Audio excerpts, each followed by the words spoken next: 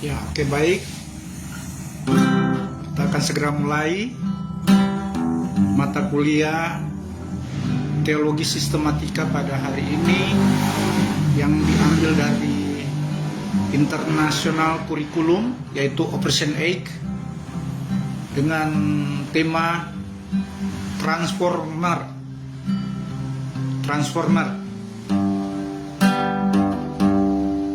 Sebelum kita mulai, kita akan buka dalam doa. Kita nyanyikan satu pujian, bukan dengan kekuatanku.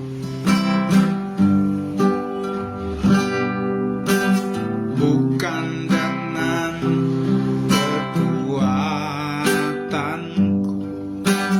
ku dapat jalani hidupku, tanpa Tuhan yang di sampingku ku tak mampu sendiri. Engkaulah kuatku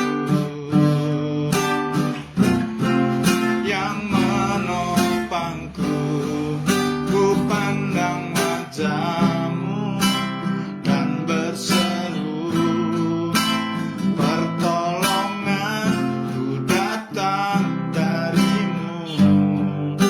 Peganglah tanganku, jangan lepaskan, Kaulah harapan dalam hidupku.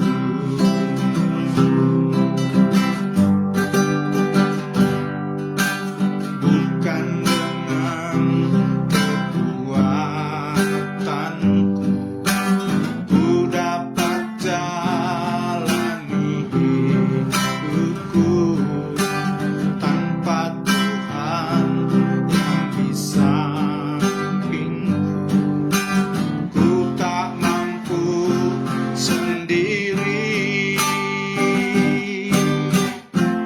Engkaulah kuatku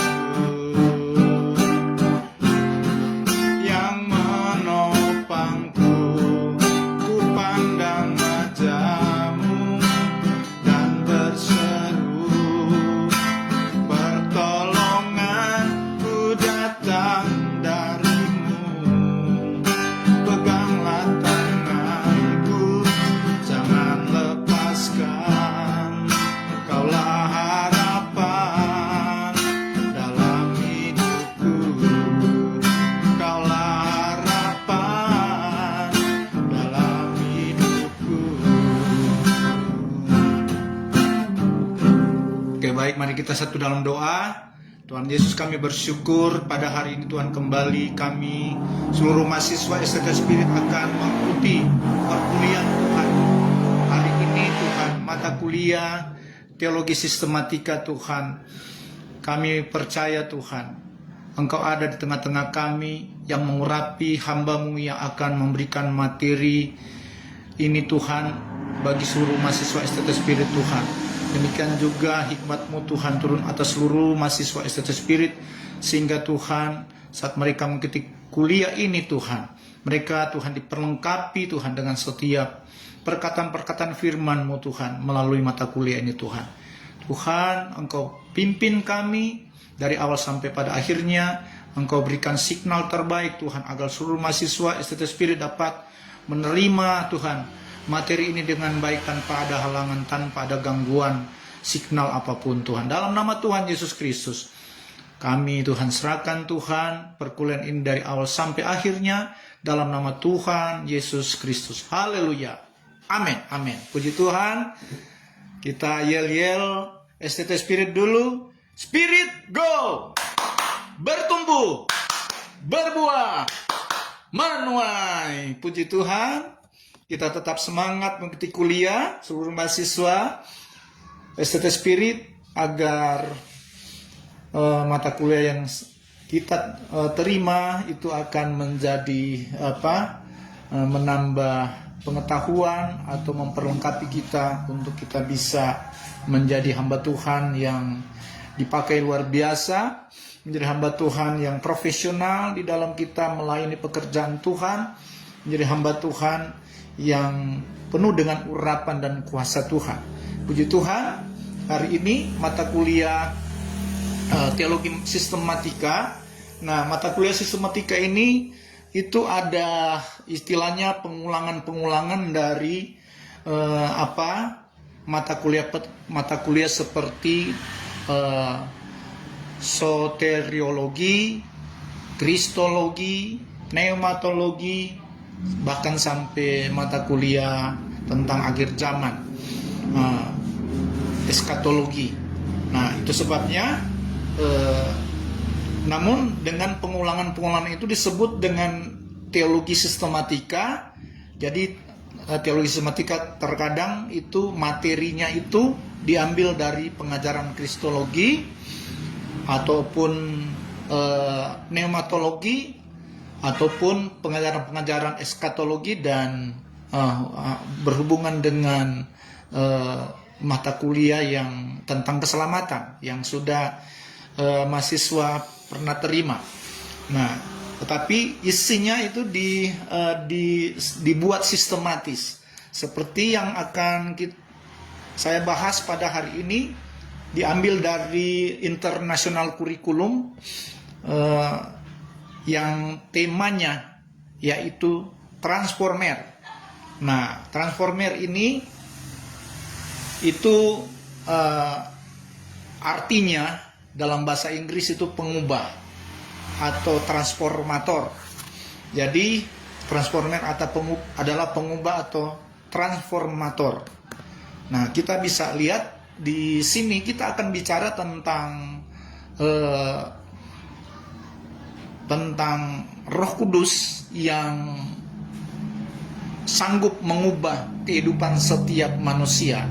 Nah, meskipun di sini akan berbicara tentang Roh Kudus, tetapi seperti yang kita ketahui, seperti yang saya jelaskan tentang mata kuliah tentang kristologi atau eksposisi kristologi, itu terhubung dengan Trinitas Allah atau Tritunggal Allah. Nah, kalau kita bicara Roh Kudus, itu pasti terhubung dengan Kristus atau Allah secara jamak, Eloah. Allah secara jamak yang ada di dalam Eloah, Elhu Eloah. Jadi Elhu Eloah itu artinya Allah, yaitu Tritunggal Allah di dalam satu wujud yang disebut Eloah. Jadi disebut Elhu Eloah, atau di dalam terjemahan bahasa Ibrani yang lain itu disebut Ehad Hu Yahid. Artinya sama, yaitu tiga di dalam satu wujud Allah. Jadi Ehad Hu Yahid itu artinya Allah satu, Allah Tritunggal, Allah jamak yang disebut El atau Elohim, atau dengan bahasa Ibrani yang modern itu disebut Ehad, itu jamak atau kata dari Elohim yang artinya Tritunggal, ada tiga, tapi itu di dalam satu wujud, di dalam satu yang namanya Eloah itu satu, tunggal. Kalau Ibrani modern yang lain dari kata Ehad itu Allah jamak atau Elohim disebut Ehad, tetapi ada di dalam satu wujud yang disebut Yahid. Jadi Ehad Hu Yahid, atau dalam bahasa Ibrani kuno atau Tanak, bahasa Ibrani asli El Hu Eloah. Jadi tiga di dalam satu. Jadi kalau bicara tentang Kristus berarti juga berbicara tentang Roh Kudus dan berbicara tentang Bapa. Bicara tentang Bapa itu akan terhubung dengan Kristus dan Roh Kudus itu sendiri. Karena ketiganya itu satu, tiga di dalam satu wujud. Dan wujud daripada Allah Tritunggal itu adalah Yesus Kristus. Wujud daripada Allah Tritunggal itu, ketunggalannya itu ada di dalam Kristus Yesus. Nah, itu sebabnya di dalam kitab Kolose 2 ayat 9 berkata, di dalam Dia secara jasmania berdiam seluruh kepenuhan kealahan. Di dalam Kristus ada Tritunggal, ada Trinitas Allah, yaitu Bapa, Anak, Roh Kudus di dalam Kristus, yaitu wujudnya Kristus. Nah, sekarang kita akan bicara tentang transformer, berbicara tentang Roh Kudus yang sanggup mengubah kehidupan kita. Nah, pasti akan terhubung dengan pribadi Kristus sendiri sebagai ketunggalan Allah. Karena Roh Kudus itu di dalam Kristus atau kuasa daripada Kristus. Sementara Bapa itu adalah kehendak daripada Kristus. Jadi nanti untuk kelas Timika, nanti juga di kelas Tondano untuk tatap muka, dan kita akan interaksi tanya jawab tentang Tritunggal. Saya akan adakan lagi ketika kami bersama tim akan ke Timika sebelum mengikuti ujian dan wisuda nanti. Untuk saya akan jelaskan tentang Tritunggal Allah, yang ada transformasi Tritunggal Allah yang sesuai dengan dasar firman Tuhan. Dan ini perubahan, itu sebabnya apalagi yang sudah ambil minimal yang S2, apalagi sudah ambil S3. Nah, kita harus punya pengetahuan yang lebih dalam lagi untuk kita bisa menjadi seorang pengubah. Artinya ada hal yang harus kita temukan di dalam Alkitab. Ada penelitian-penelitian baru yang harus kita temukan di dalam Alkitab. Seperti waktu saya membuat disertasi, saya akhirnya diberi hikmat oleh Tuhan untuk menemukan sesuatu tentang diri Allah, yaitu Tritunggal Allah. Saya tidak setuju dengan istilah-istilah Tritunggal Allah yang pernah saya dengar dari pengajar-pengajar saya yang dulu, bahkan yang saya baca di buku-buku, di dalam buku-buku pengajaran tentang Tritunggal. Nah, tetapi saya minta petunjuk dari Tuhan, minta hikmat dari Tuhan untuk saya bisa melihat kebenaran tentang Tritunggal, sehingga terjadi suatu transformasi teologis Tritunggal Allah. Jadi harus memang kita perubahan ini kita harus sampaikan, karena perubahan ini bukan berarti sekedar pakai logika, tetapi berdasarkan firman Tuhan. Nah, itu sebabnya harus diketahui oleh hamba-hamba Tuhan agar semua pendeta, semua hamba Tuhan, bahkan bisa kita ajarkan kepada seluruh jemaat tentang kebenaran, tentang pengenalan akan Allah yang benar. Karena kalau kita tidak memahami kebenaran tentang Allah dengan benar, justru kita mudah disesatkan dengan pengajaran-pengajaran palsu di akhir zaman ini. Nah, kita segera mulai. Transformer ini berbicara tentang Allah yang mengubah kehidupan kita. Dia adalah pengubah, dia adalah transformator di dalam kehidupan kita, sehingga kita dapat melihat bagaimana sebenarnya kehidupan orang yang hidup dipimpin oleh Roh Kudus. Bagaimana dia mengubah kehidupan kita sehingga benar-benar kita menyadari bahwa sesungguhnya hidup kita ini, orang-orang percaya, adalah orang-orang yang penuh kuasa. Ketika kita benar-benar tahu bagaimana Roh Kudus berkarya di dalam kehidupan kita, bagaimana Kristus menuntun kehidupan kita, bagaimana Kristus dapat mengubah kehidupan kita melalui kuasa Roh Kudusnya. Nah, kita bisa lihat dalam slide yang kedua, mengenal sang transformator. Jadi seperti saya katakan, bahwa dalam kita mengenal sang pengubah kehidupan kita, yang terutama pasti kita akan mengenal Kristus yang selalu mengubah kehidupan kita. Ingat, Yesus Kristus, dia adalah firman yang hidup. Nah, firman-Nya inilah yang ketika kita baca, kita pelajari, kita renungkan, itu sanggup mengubah kehidupan kita. Nah, kemudian di dalam Kristus ada kuasa Roh Kudus yang selalu juga ada di dalam setiap musim kehidupan kita, yang siap menolong, siap menjaga, menyertai. Nah, kalau kita bicara Roh Kudus, pasti di situ Kristus ada. Kristus, karena Kristus adalah wujud daripada Roh Kudus itu. Kita bicara Bapa, Kristus adalah wujud daripada Bapa. Kristus adalah wujud dari Tritunggal itu. Nah, itu sebabnya di sini bagian A dikatakan Ia adalah Allah yang kekal. Nah, bicara Roh Kudus, bicara tentang Allah yang kekal. Tetapi kalau kita bicara Allah yang kekal juga menunjuk pada Yesus. Menunjuk pada Yesus Alfa dan Omega, dari kekal sampai kekal. Jadi kita mengenal Kristus sebagai Allah yang kekal. Kita juga mengenal Roh Kudus itu namanya dia roh. Dia adalah kekal. Roh sifatnya kekal. Nah, sementara roh Kudus itu ada di dalam Kristus.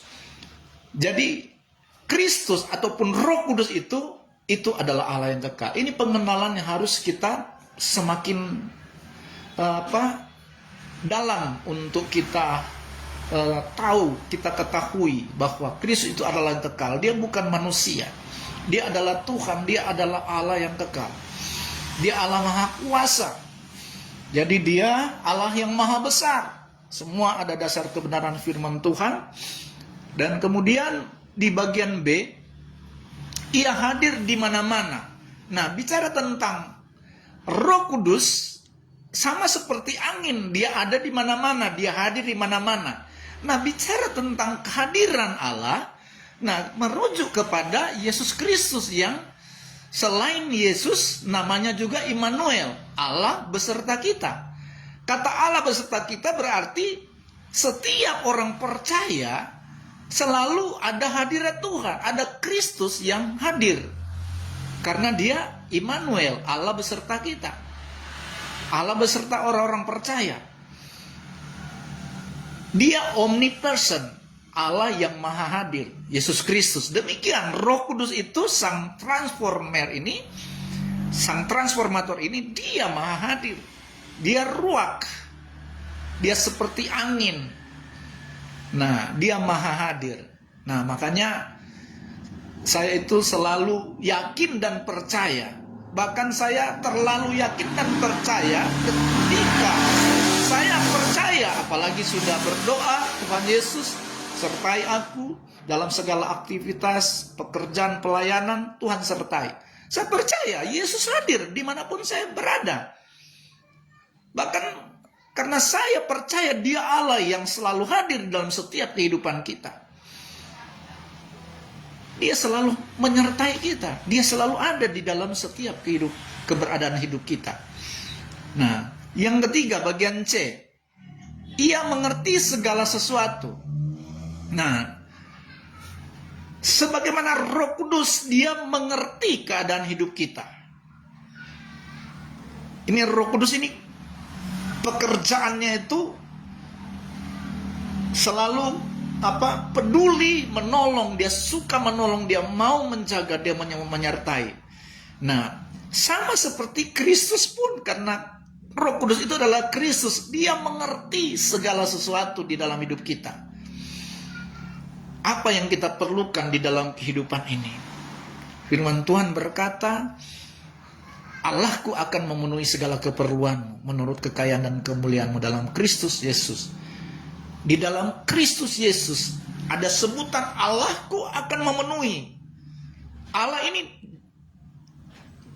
trinitasnya. Bapa, Anak, Roh Kudus ada di dalam Allah ini. Tetapi dikunci dengan Allahku akan memenuhi segala keperluanmu menurut kekayaan dan kemuliaannya di dalam Kristus. Artinya Tritunggal itu wujudnya Kristus. Dia satu di dalam Kristus. Nah, wujud daripada Allah Tritunggal adalah Yesus Kristus sebagai Eloah atau sebagai Yahid. Manusia membuat perkiraan dan keputusan berdasarkan pengetahuan mereka tentang masa lalu. Roh Kudus memberi Anda hikmat tentang apa yang Allah akan lakukan di masa depan. Haleluya. Ini kata motivasi. Saya bacakan lagi ini kata motivasi. Manusia membuat perkiraan dan keputusan berdasarkan pengetahuan mereka tentang masa lalu. Roh Kudus memberi Anda hikmat tentang apa yang Allah akan lakukan di masa depan. Terkadang kan kita manusia selalu mengingat-ingat masa lalu. Masa lalu kita selalu kita ingat, sehingga karena masa lalu mungkin suram, terbawa di masa sekarang. Waduh, masa lalu saya ini suram, di sekarang ini masih suram. Sementara ada rancangan Tuhan di depan kita. Kenapa kita tidak memandang ke depan? Kenapa tidak kita memandang masa depan yang Tuhan sudah rancangkan di dalam kehidupan kita? Alkitab berkata, aku tahu rancangan-rancangan yang ada, apa yang ada padaku mengenai kamu, yaitu rancangan damai sejahtera dan bukan rancangan kecelakaan, untuk memberikan kepadamu hari depan penuh harapan. Jadi Tuhan rancangkan kita masa depan penuh harapan. Makanya jangan kita mengingat-ingat masa lalu yang, apalagi yang kita ingat itu masa lalu yang suram. Nah, mari, mungkin kalau masa lalu yang indah-indah kita bisa ingat kembali. Tetapi kalau yang suram-suram kita tidak perlu ingat, kita memandang ke depan. Ada masa depan yang penuh harapan yang Tuhan sudah persiapkan dalam kehidupan kita. Nah, ini cara kita berpikir diubahkan oleh Roh Kudus untuk kita bisa memandang ke depan. Kita harus lihat bagaimana Rasul Paulus ketika dia mengenal Kristus, dia bilang, aku melupakan apa yang ada di belakangku dan memandang, mengarahkan pandangannya ke depan untuk mencapai mahkota kehidupan. Panggilan surgawi maksudnya. Untuk mencapai panggilan surgawi. Itu yang dilakukan Rasul Paulus ketika dia mengenal Kristus sebagai Allah Bapa yang mulia. Nah, masih di mengenal sang transformator di bagian E, ia memiliki karakter sebagai seorang pribadi. Jadi, sebagaimana Kristus yang disebut anak Allah, pribadinya ya bisa dilihat ketika dia jadi sama seperti manusia, itulah pribadi anak Allah, yaitu Kristus. Nah, demikian Roh Kudus, dia adalah pribadi, tapi tidak kelihatan. Tetapi pribadi Roh Kudus ini, dia di dalam Kristus, dia memiliki wujud yaitu Kristus. Tapi tetap Roh Kudus ini adalah pribadi. Dia pribadi yang tidak kelihatan. Nah, ia memiliki pikiran. Roh Kudus itu punya pikiran. Nah, ini kita meskipun ini banyak orang punya pemahaman Allah Anak, Allah Bapa, Allah Roh Kudus itu pribadi yang berbeda-beda. Tetapi mereka menganggap berbeda-beda tetapi terpisah. Tapi yang sebenarnya Allah Anak, Allah Bapa, Allah Roh Kudus dalam Tritunggal itu satu, wujudnya satu, yaitu Kristus. Artinya anak, yaitu firman, Bapa yaitu kehendak, Roh Kudus itu kuasa, ketiganya itu di dalam Kristus. Jadi satu wujud Kristus. Nah, kita melihat bagaimana Roh Kudus punya pikiran. Saya mungkin akan mengatakan bahwa sama seperti manusia, ada 3 pribadi di dalam kehidupan kita manusia, tetapi wujudnya satu, yaitu manusia. 3 pribadi ini yaitu tubuh kita, pribadi yang kelihatan. Kemudian jiwa kita, jiwa itu tidak kelihatan karena kehendak kemauan.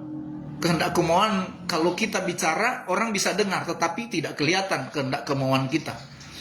Kemudian roh manusia juga tidak kelihatan, yang hanya kelihatan tubuh sebagai wujud manusia. Nah, ketiga pribadi ini, baik tubuh, jiwa, dan roh manusia itu pribadi yang masing-masing seperti jiwa kita. Jiwa kita itu punya pikiran. Nah, apalagi jiwa itu kehendak kemauan.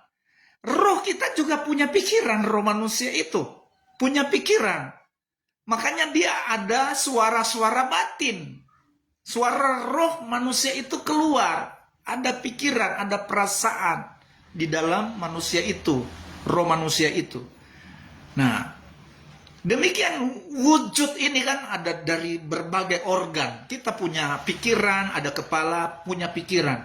Jadi, tetapi satu itu wujudnya manusia.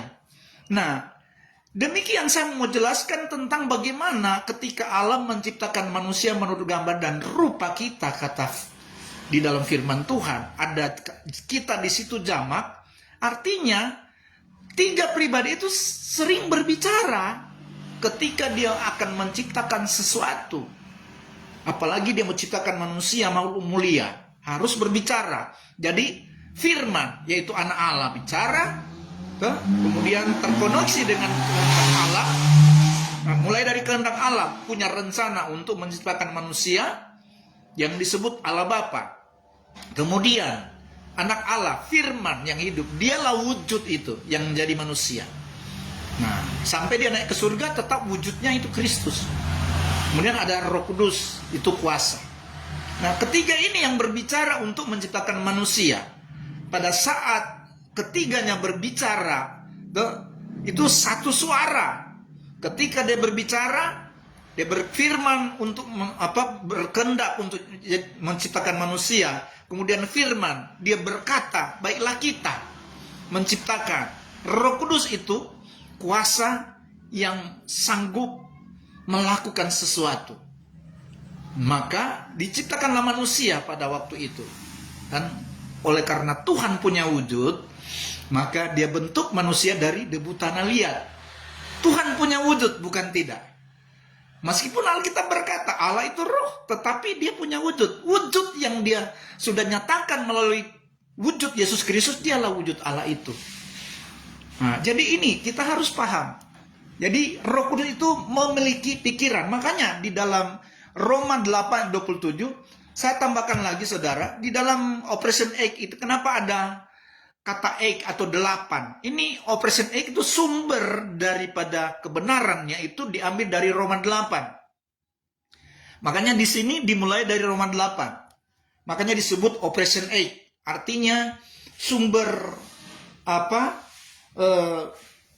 materi ini diambil dari Roma 8. Operation Egg. Karena ini internasional kurikulum. Ini kurikulum internasional ini kalau ada di dalam laptop saya ini ada kurang lebih 9 pelajaran, 9 judul. Nah ini kalau ada satu sekolah Alkitab di Amerika untuk mengajar kepada siswa sekolah teologi itu, mereka hanya ambil dari Operation Egg. Setelah selesai modul dari Operation Egg ini, mereka sudah bisa dipakai menjadi hamba Tuhan. Nah, itu sebabnya ini yang STT Spirit masukkan mata kuliah ini untuk bisa juga didapatkan oleh seluruh mahasiswa STT Spirit. Saya bacakan di Roma 8:27. Dan Allah yang menyelidiki hati nurani mengetahui maksud roh itu. Perhatikan ada kata maksud roh itu, berarti roh itu punya pikiran, punya maksud. Nah, mengetahui maksud roh itu yaitu bahwa ia sesuai dengan kehendak Allah, terhubung dengan kehendak Allah yang disebut juga Allah Bapa. Kehendak Allah itu Allah Bapa atau kehendak daripada Kristus. Kehendak Allah itu kehendak Kristus atau sebutannya Allah Bapa. Berdoa untuk orang kudus. Makanya saya bilang kalau bicara Roh Kudus bisa dia terhubung dengan Kristus, bisa dia terhubung dengan Allah Bapa. Kehendak daripada Kristus. Dan Allah yang menyelidiki hati nurani mengetahui maksud roh itu, yaitu bahwa ia sesuai dengan kehendak Allah berdoa untuk orang-orang kudus.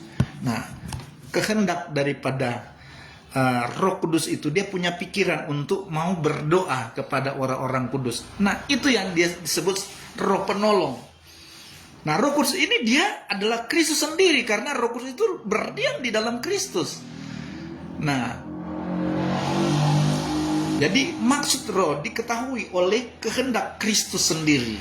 Dia tahu maksud daripada roh itu. Mau dia berdoa untuk orang-orang kudus, yaitu orang-orang percaya. Nah, kemudian ia memiliki kehendak. 1 Korintus 12 ayat 11.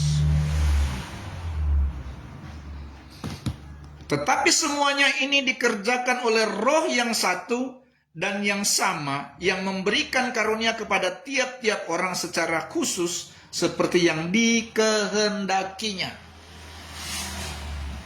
Jadi ini bicara Roh memberikan karunia pada tiap-tiap orang. Roh yang memberikan karunia. Semuanya itu dikerjakan oleh Roh.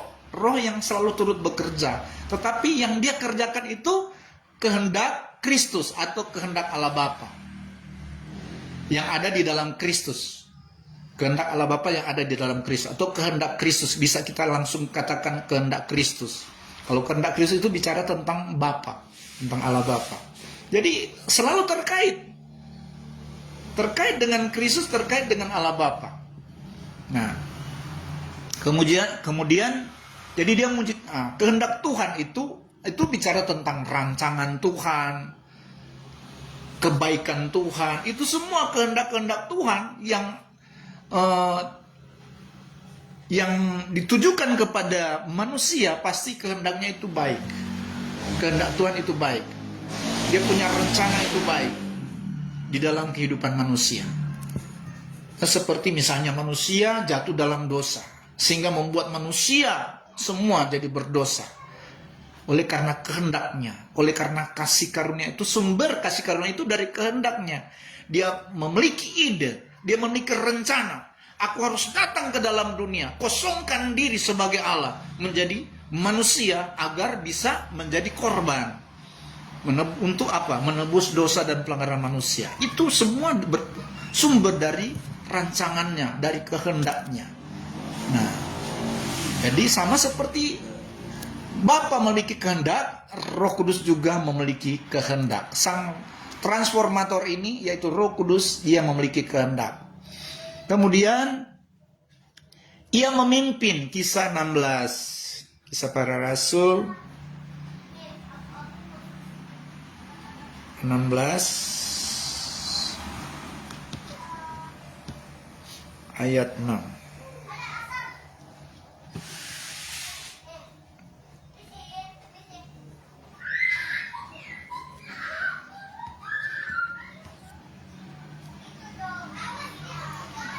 Dia melarang.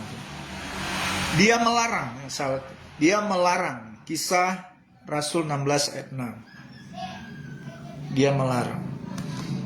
Demikianlah jemaat-jemaat diteguhkan dalam iman dan makin lama makin bertambah besar jumlahnya. Kisah 16 ayat 6 ya. Mereka melintasi tanah Frigia dan tanah Galatia karena Roh Kudus mencegah mereka untuk memberitakan Injil di Asia. Nah, ini pekerjaan Roh Kudus terkadang melarang kita melakukan pelayanan, tugas yang tidak sesuai dengan kehendak Tuhan. Maka Roh Kudus yang mencegah kita, dia akan melarang kita. Jadi dia melarang karena dia pribadi. Roh Kudus itu pribadi. Kemudian ia memimpin, Kisah Rasul 16 ayat 6. Nanti saudara, saya sudah bagikan PowerPoint-nya, itu ada 9 PowerPoint. Saya pilih-pilih tadi yang penting-penting saja. Nah, saudara nanti baca-baca ayat-ayatnya di situ. Dikatakan ia memimpin. Jadi Roh Kudus yang memimpin kita, menuntun kita dalam segala kebenaran. Bahkan ada pujian diciptakan juga, peganglah tanganku Roh Kudus. Karena dia memimpin, dia yang selalu pegang kita dengan tangan kanannya dan memberikan kita kemenangan. Kemudian Roh Kudus itu dia berbicara. Dia sering berbicara kepada kita, tinggal kita harus memiliki kepekaan bagaimana Roh Kudus berbicara di dalam kehidupan kita. Terkadang ketika kita melakukan sesuatu, ada Roh Kudus yang berkata itu jangan dilakukan. Karena memang seperti itu cara Roh Kudus untuk memimpin kita. Dia berbicara kepada kita, dan ketika dia berbicara kepada kita itu pasti ada sesuatu yang yang sesuai dengan rencana dan kehendak Tuhan. Jadi kita jangan melawan. Suara roh itu berkata kepada kita. Karena kita melawan berarti kita melawan kehendak Tuhan. Kita melawan firman Tuhan. Kemudian Roh Kudus itu yang mengasihi kita. Jadi kalau bicara mengasihi, Kristus sebagai wujud Allah yang mengosongkan diri jadi manusia, kasihnya yang besar, oleh kasih yang besar, itu semua juga sumbernya juga dari kehendak dan Roh Kudus itu sendiri yang mengasihi kita sebagai sang transformator yang memiliki pribadi. Dia adalah pribadi. Kemudian ia dapat berduka. Nah, jadi seperti kata Alkitab, barang siapa mendukakan Roh Kudus, kita tidak bisa mendukakan Roh Kudus atau menghujat Roh Kudus. Karena dia pribadi yang bisa berduka. Kemudian ia berdoa. Roma 8 ayat 26. Coba tadi yang Roma 8 ayat 26 saya bacakan. Roma 8 ayat 26. Tadi yang saya baca itu ayat 27. Demikian juga Roh membantu kita dalam kelemahan kita, sebab kita tidak tahu bagaimana sebenarnya harus berdoa, tetapi Roh sendiri berdoa untuk kita kepada Allah dengan keluhan-keluhan yang tidak terucapkan. Jadi Roh Kudus itu selalu membantu kita dalam kita mungkin sedang tidur, dia membantu kita untuk berdoa. Roh Kudus kadang menyampaikan kepada kehendak Allah itu, menyampaikan kepada firman Allah itu, yaitu ini Tritunggal. Roh Kudus itu kuasa Kristus, firman yaitu wujud daripada Kristus, firman jadi manusia, kehendak Kristus adalah Allah Bapa itu. Nah, ini tiga adalah satu. Wujudnya itu Yesus. Jadi Roh Kudus membantu kita dalam kelemahan sebab kita tidak tahu bagaimana sebenarnya harus berdoa. Tetapi Roh sendiri berdoa untuk kita kepada Allah dengan keluhan. Kepada Allah maksudnya kepada kehendak Allah dan firman.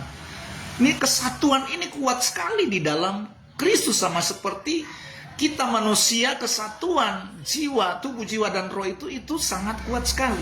Saling berbicara. Nah, itu kita pahami sangat jelas. Kita harus pahami dengan jelas tentang keterkaitan antara Bapa, Anak dan Roh Kudus ini sebagai pribadi, tiga pribadi tetapi satu dalam wujud Allah. Ia berdoa untuk kita dengan keluhan-keluhan yang tidak terucapkan. Nah, keluhan-keluhan yang tidak terucapkan ini karena dia adalah roh. Jadi dia berbicara di dalam kehidupan kita melalui roh manusia. Sehingga ketika terkoneksi dengan roh manusia, maka itu yang seringkali muncul suara hati, suara batinia kita. Karena roh yang berbicara melalui roh manusia itu, batin manusia itu menyatu. Itu bisa terjadi ketika kita memang hidup mengenal dia dengan benar dan bisa terhubung dengan Roh Kudus itu, terhubung dengan Kristus. Kemudian kemampuan ilahi. Di bagian berikutnya kita lihat kemampuan ilahi. Maka berbicaralah ia, katanya, inilah firman Tuhan kepada Zerubabel, bunyinya, bukan dengan keperkasaan dan bukan dengan kekuatan, melainkan dengan rohku, firman Tuhan semesta alam. Jadi saya pribadi bisa seperti ini bukan karena keperkasaan, bukan karena kuatku, tetapi oleh karena Roh Kudus yang hidup di dalam aku. Oleh karena Kristus yang hidup di dalam aku. Oleh karena rancangan Allah yang hidup di dalam aku. Jadi Tritunggal Allah itu bisa ada di dalam kehidupan manusia. Karena Tritunggal Allah adalah Kristus yang hidup di dalam kita. Kalau Kristus hidup di dalam kita, kehendak Allah ada di dalam hidup kita untuk selalu memberikan arahan-arahan di dalam hidup kita melalui firman. Kristus itu sendiri, firman yang hidup, dan Roh Kudus yang tinggal di dalam kita. Jadi Roh Kudus itu tinggal di dalam kita. Nah, itu sebabnya ketika kita percaya kepada Kristus, amat terlebih ketika kita percaya Dialah Bapa, Dialah firman yang hidup, Dialah Roh Kudus. Nah, satu wujud Kristus itu, sehingga kita memiliki Kristus di dalam hidup kita, maka itu sebuah, bukan hanya sekedar keuntungan yang seperti yang Rasul Paulus katakan, tetapi itu adalah harta yang tak ternilai di dalam hidup kita. Kristus itu harta yang tak ternilai dalam hidup kita, yang sanggup mengubah kehidupan kita, yang sanggup untuk mentransformer kehidupan kita melalui kuat kuasa Roh Kudus, karena sumbernya itu dari kehendaknya sendiri untuk membuat kehidupan orang percaya memiliki damai sejahtera, hari depan penuh harapan. Dan ini penting kita harus ketahui, bukan kuat dan gagah kita, tetapi Roh Kudus yang yang mengubah kehidupan kita, yang menuntun kita sehingga kita boleh ada sebagaimana ada, menjadi hamba-hamba Tuhan luar biasa. Ini karena bukan kuat dan gagah kita, oleh karena Roh Kudus. Estetik spirit itu ada bukan karena kuat dan gagah kita, tetapi oleh karena Roh Kudus. Nah, ini saya pegang sampai sekarang ini. Sebabnya saudara, bagaimana estetik spirit yang selama 13 tahun berjalan ini saudara, tidak ada yang saya lihat ada terjadi komplain atau terjadi apa, kecuali ada orang yang iri dan ingin menjatuhkan estetik spirit. Sebab saya tahu satu hal, estetik spirit ini ada bukan kuat dan gagah saya, tetapi karena Kristus Tuhan, oleh karena Roh Kristus yang bekerja di dalam saya pribadi maupun semua dosen yang ada, bahkan bekerja melalui seluruh mahasiswa estetik spirit. Puji Tuhan. Ini yang bagaimana Roh Kudus mentransformer hidup kita. Dia mengubah hidup kita. Dia pengubah yang setia di dalam hidup kita. Ketika Roh Kudus mengubah, dia mengubah yang buruk menjadi baik, yang buruk menjadi mulia, yang rendah menjadi tinggi. Yang penting kita menuruti kehendak Tuhan, melakukan perintah-perintah firman-Nya, maka akan terjadi perubahan-perubahan di dalam kehidupan kita, dan kita bisa melihat masa depan yang penuh harapan nyata di dalam kehidupan kita, anak cucu kita, dalam pelayanan kita, itu terjadi sesuai dengan rencana dan kehendak Tuhan. Karena Roh Kudus yang bekerja, karena roh kata Tuhan, kata firman Tuhan. Kemudian kita lihat bagian A dari kemampuan ilahi ini, Roh Kudus memberi kuasa. Nah, ada terjadi suatu perubahan di dalam kehidupan kita ketika Roh Kudus mengubah hidup kita dari yang tidak ada kuasa menjadi memiliki kuasa. Tadinya tidak ada apa-apa menjadi apa-apa. Jadi Roh Kudus itu memberi kuasa. Ada kuasa ketika kita percaya pada Yesus Kristus yang adalah Roh itu. Dia adalah Roh Kudus itu. Dia adalah pribadi atau wujud daripada Roh Kudus. Dia akan memberikan kuasa. Nah, di dalam selain ini saya baca dulu ayat yang ada di sini, Kisah 1 ayat 8. Tetapi kamu akan menerima kuasa kalau Roh Kudus turun ke atas kamu, dan kamu akan menjadi saksiku di Yerusalem, di seluruh Yudea dan Samaria, dan sampai ke ujung bumi. Nah, kalau Roh Kudus turun ke atas kita, maka dia akan memberikan kuasa di dalam hidup kita. Nah, apakah kita semua percaya? Oh, kita sudah memiliki kuasa. Apakah kita yakin Roh Kudus sudah tinggal? Kristus ini, Roh Kudus ini adalah bicara Kristus sudah tinggal dalam hidup kita. Karena memang kalau belum, berarti kita harus kembali terima Yesus sebagai Tuhan dan Juru Selamat. Ini banyak pendeta-pendeta, hamba-hamba Tuhan yang dipakai Tuhan luar biasa. Kalau memang kita belum pernah diajar dari awal, mungkin dari pendeta kita ketika kita masih remaja, masih pemuda remaja, diajar untuk menerima Yesus, kalau belum pernah lakukan, kita harus lakukan biar kita sekarang sudah jadi hamba Tuhan yang luar biasa. Kita harus lakukan, terima Dia sebagai Tuhan dan Juru Selamat pribadi kita. Karena ketika kita lakukan, kita berdoa menerima Tuhan Yesus untuk masuk di dalam hidup kita, dan kita percaya Dia akan menjadi Tuhan dan Juru Selamat kita, maka Dia akan tinggal dalam hidup kita. Itu harus lakukan. Kita juga ajarkan kepada seluruh jemaat, ajar mereka supaya mereka menerima Kristus dalam kehidupan mereka, untuk Kristus tinggal di dalam kehidupan mereka. Maka itulah kuasa yang akan kita menjadi saksi, dipakai untuk menjadi saksi, mulai dari Yerusalem, seluruh Yudea, Samaria, sampai ke ujung bumi. Nah, ini ada yang terjemahkan mulai dari Yerusalem itu mulai dari keluarga, kemudian seluruh Yudea itu seluruh orang-orang terdekat kita, teman, kenalan, relasi. Kemudian seluruh Samaria kita mungkin bisa menjadi saksi ke luar daerah. Kemudian ke ujung bumi, sampai ke ujung seluruh dunia, saudara. Tapi sesungguhnya ketika Tuhan pakai kita, kata ke ujung bumi itu berbicara tentang dimanapun kita berada, kita bersaksi. Itu yang disebut sampai ke ujung bumi, dimanapun kita berada. Nah, itu sebabnya kan amanat agung Tuhan Yesus. Nah, saya akan jelaskan sedikit tentang amanat agung, mulai dari Matius 28 ayat 18, 19-20. Di ayat 18 Tuhan Yesus berkata, segala kuasa yang di surga maupun di bumi telah diberikan kepadaku. Nah, kenapa Yesus di ayat 18 dia bicara tentang kuasa? Kuasa itu adalah Roh Kudus. Roh Kudus adalah Dia sendiri. Roh Kudus itu ada di dalam Kristus.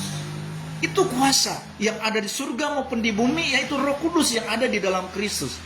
Nah, dia katakan di ayat 19, karena itu. Kata karena itu memiliki eksegesis, memiliki pengertian, atau kita bisa menarik dari bagaimana kita menafsirkan tentang karena itu bukan karena kata sambung, tetapi sebenarnya karena itu berhubungan dengan ayat 18 tentang kuasa. Karena itu pergilah, artinya ketika Dia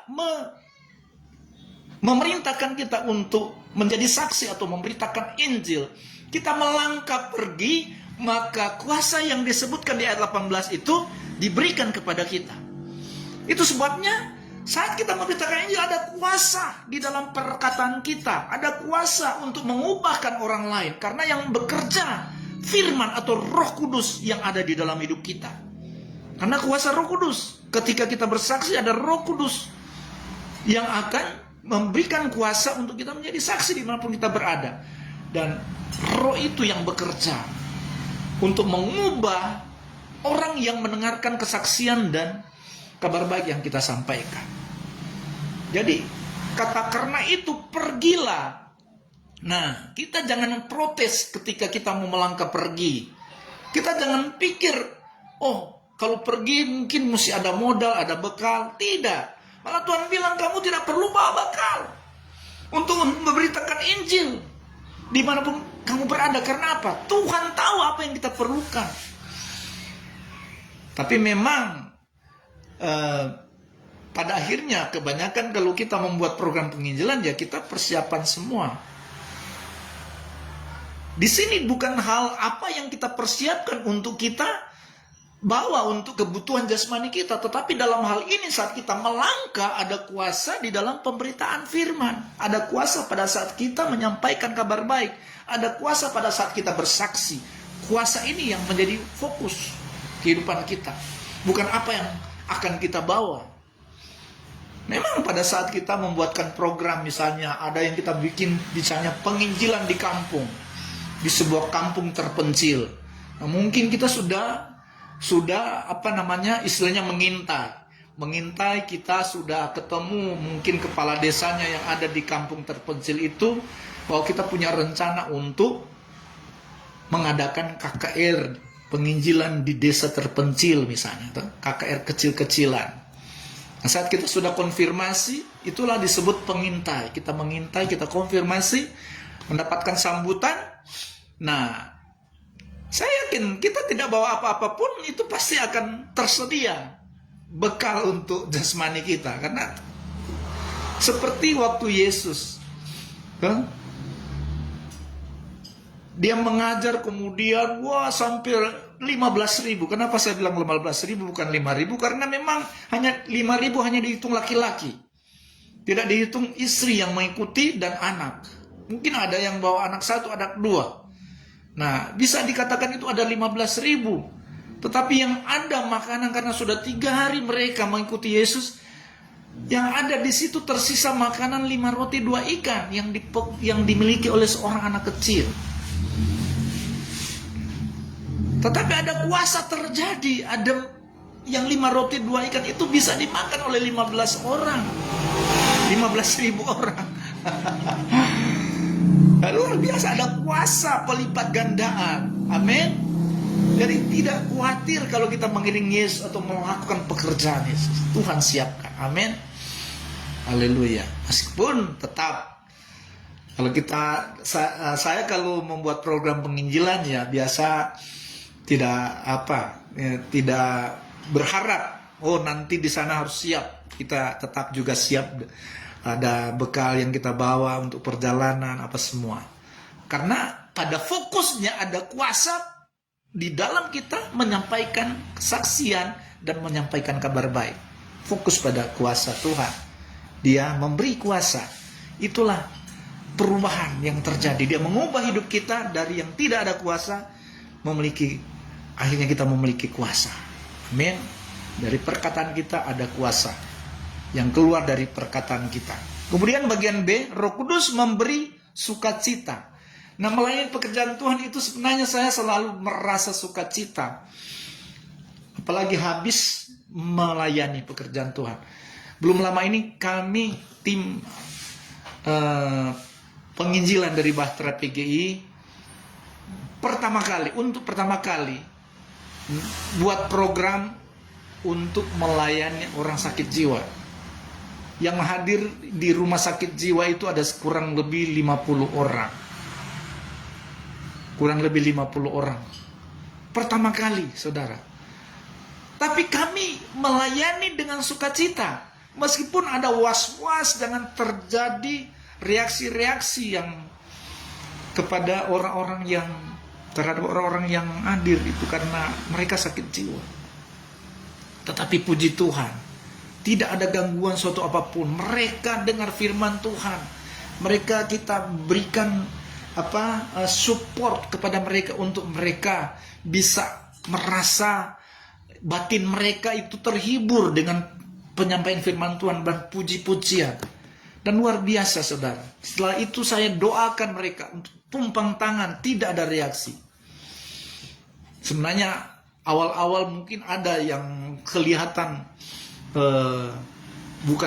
mungkin ya, memang ada yang kelihatan, melihat saja sudah sadis, saudara.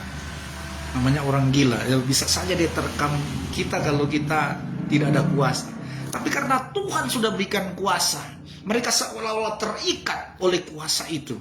Dan mereka dengar firman Tuhan, mereka memuji Tuhan tanpa ada gangguan, sampai betapa sukacita terjadi. Waktu itu sukacita di dalam melayani. Waktu itu saudara, kita melayani itu setelah kita ada rencana untuk pelayanan lagi di rumah sakit, yang lain yang untuk orang-orang sakit. Hujan keras sekali, saudara. Hujan lebat, seolah-olah menghalangi kita untuk kita melanjutkan perjalanan. Tetapi itu yang seperti yang ketika itu Roh Kudus berbicara. Roh Kudus berbicara, jangan lanjut.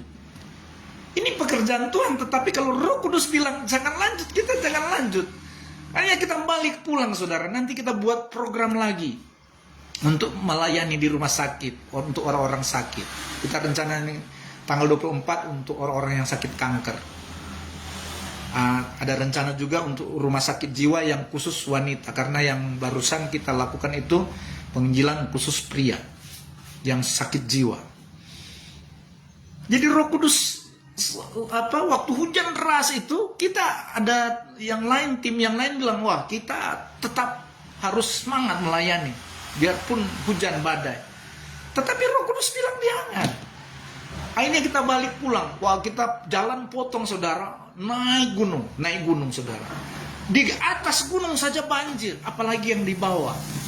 Dan setelah sampai di rumah buka Facebook, wah, aduh banjir ya. Kalau kita turun ke bawah di rumah sakit, kita melewati banjir. Tapi kan ada Roh Kudus yang berbicara, kita kembali, kita tidak lanjutkan perjalanan. Nah itu kuasa Roh Kudus. Tapi tetap meskipun demikian, sukacita di dalam melayani karena Roh Kudus, sukacita karena Roh Kudus. Roma 14 ayat 17. Sebab kerajaan Allah bukanlah soal makanan dan minuman, tetapi soal kebenaran, damai sejahtera, dan sukacita oleh Roh Kudus. Haleluya. Kita bersukacita karena sudah menyampaikan kebenaran. Kita membuat orang-orang yang sakit jiwa itu boleh mendapatkan jamahan dari Kristus yang sumber damai sejahtera itu dalam hidup mereka. Kami yakin ada terjadi mujizat pada orang-orang yang sakit jiwa yang kami layani.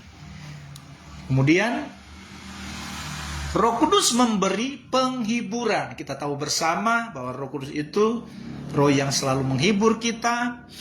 Dan Roh Kudus itu adalah Yesus sendiri, sang penghibur di dalam hidup kita. Tetapi penghibur yaitu Roh Kudus yang akan diutus oleh Bapa dalam namaku. Perhatikan perkataan-perkataan firman ini selalu saya kaji. Di sini dikatakan, yaitu Roh Kudus yang akan diutus oleh Bapa, oleh kehendak Kristus. Jadi oleh kehendak Kristus, yaitu oleh Bapa, di dalam namaku, di dalam nama Yesus. Jadi Roh Kudus itu oleh Bapa, oleh kehendak Kristus di dalam nama Yesus. Jadi menunjuk sepenuhnya seutuhnya kepada Kristus. Terfokus perkataan firman itu kepada Kristus. Dalam namaku, dialah yang akan mengajarkan segala sesuatu kepadamu dan akan mengingatkan kamu akan semua yang telah kukatakan kepadamu. Coba perhatikan, Yesus bilang semua yang telah kukatakan padamu. Itu Roh Kudus itu hanya melakukan supaya menyampaikan kembali apa yang Tuhan Yesus katakan. Karena Roh Kudus itu Kristus itu sendiri. Haleluya.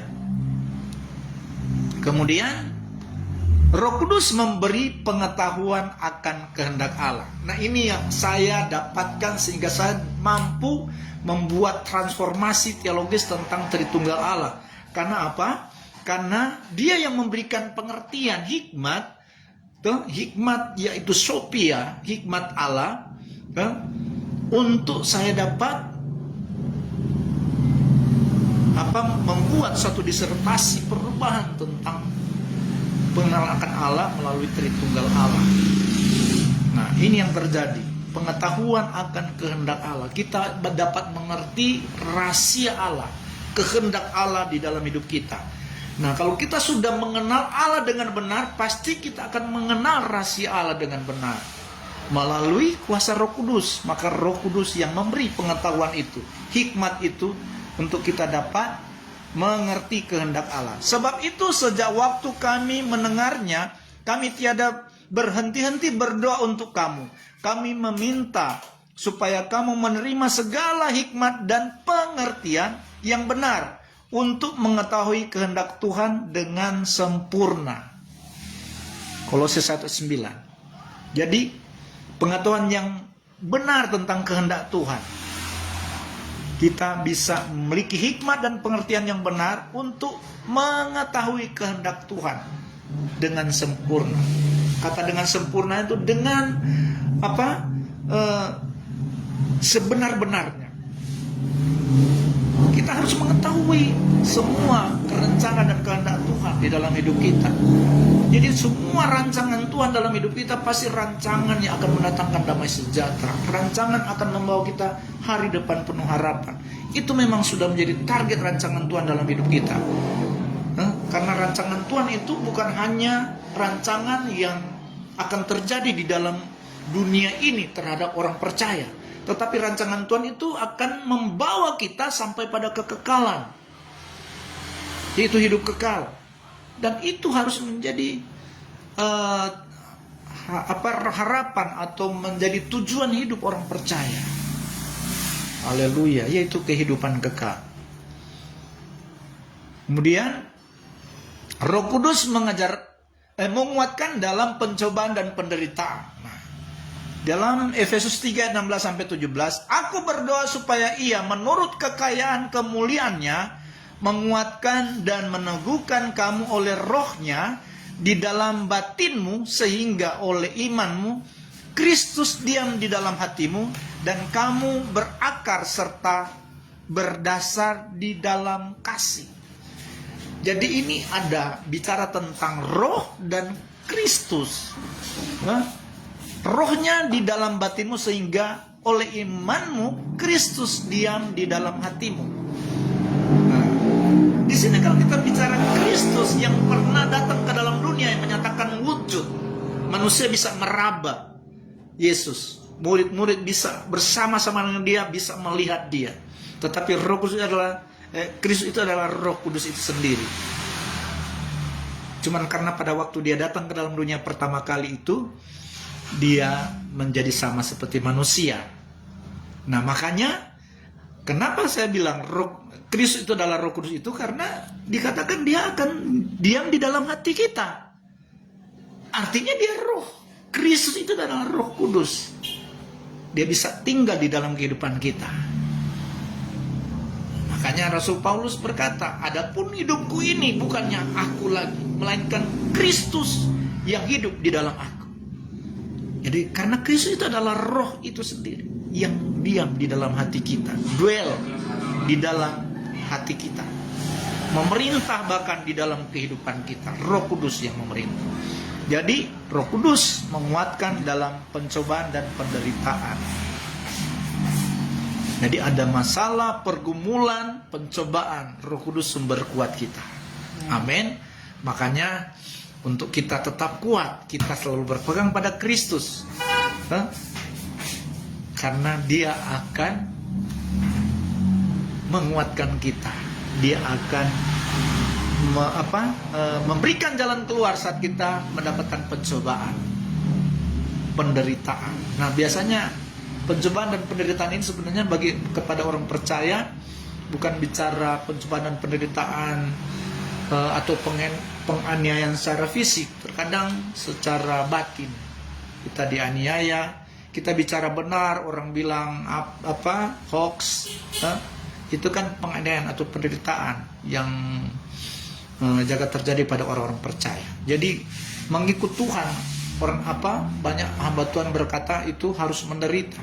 Iya benar, harus menderita. Nah, penderitaan itu bukan seperti yang terjadi pada Kristus, bukan terjadi pada para rasul.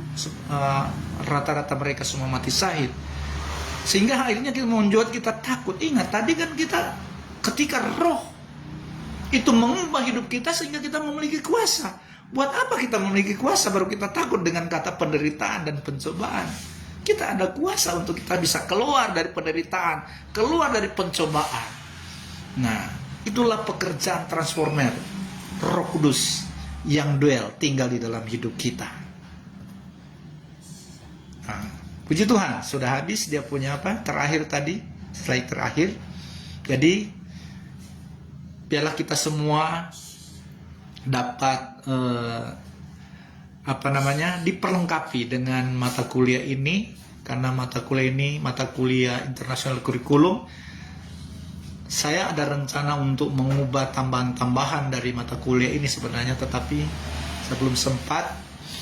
Ke depan saya akan perlengkapi, ada banyak yang saya mau perlengkapi dari mata kuliah internasional kurikulum ini supaya lebih sempurna lagi, supaya ke depan bisa mahasiswa-mahasiswa lain atau mungkin saya bisa memperlengkapi para dosen untuk bisa mengambil mata kuliah ini, bisa diajarkan pada mahasiswa. Karena seperti yang di Timika sudah ada cabang, sehingga di sana perlu ada dosen-dosen yang bisa mengajar tatap muka. Nah, mungkin ada yang mau mengambil mata kuliah teologi sistematika ini yang diambil dari Operation 8. Ketika belajar kita bisa mengajar kepada mahasiswa Estetik Spirit. Puji Tuhan, biarlah mata kuliah ini boleh memperlengkapi seluruh mahasiswa Estetik Spirit, dan tetap semangat. Percayalah, ketika Roh Kristus yaitu Roh Kudus tinggal di dalam hidup kita, Dia akan mengubah hidup kita, Dia menuntun kita dalam segala kebenaran, Dia menguatkan kita, Dia memberikan kita kemenangan di dalam setiap masalah pergumulan hidup kita. Roh Kudus itu akan bekerja terus dalam hidup kita. Sebab itu, yakin dan percaya ketika kita memiliki Kristus dalam hidup kita, Dialah Roh Kudus yang akan menuntun kita dalam segala kebenaran. Percayalah, ketika Kristus hidup di dalam kita, maka Dialah yang akan mengubah hidup kita. Dialah sang transformator di dalam kehidupan kita. Puji Tuhan, Tuhan Yesus memberkati. Mari kita satu dalam doa. Terima kasih Tuhan Yesus buat firman-Mu, buat kebenaran-Mu, buat mata kuliah yang telah kami terima hari ini Tuhan. Biar boleh memperlengkapi seluruh mahasiswa Estetik Spirit. Melalui mata kuliah ini Tuhan, kami menyadari bahwa ketika Roh Kudus ada di dalam hidup kami, Kristus ada di dalam kehidupan kami, kehendak Allah kami dapat pahami dan kami lakukan dengan setia, maka kami diubahkan oleh sang transformator yaitu Kristus Yesus melalui kuasa Roh Kudus-Nya, mampu mengubah hidup kami untuk semakin sempurna, untuk dapat mengenal Engkau dengan benar, untuk dapat memahami kehendak-Mu di dalam kehidupan kami, sehingga kami dapat melakukan segala sesuatu dalam tugas pekerjaan, dalam pelayanan. Ada kuasa yang bekerja di dalam setiap aktivitas kami. Terima kasih Tuhan Yesus, kami bersyukur buat mata kuliah ini boleh memberkati seluruh mahasiswa Estetik Spirit. Dalam nama Tuhan Yesus Kristus kami berdoa dan mengucap syukur. Haleluya, haleluya. Amin, amin. Shalom. Tuhan Yesus memberkati.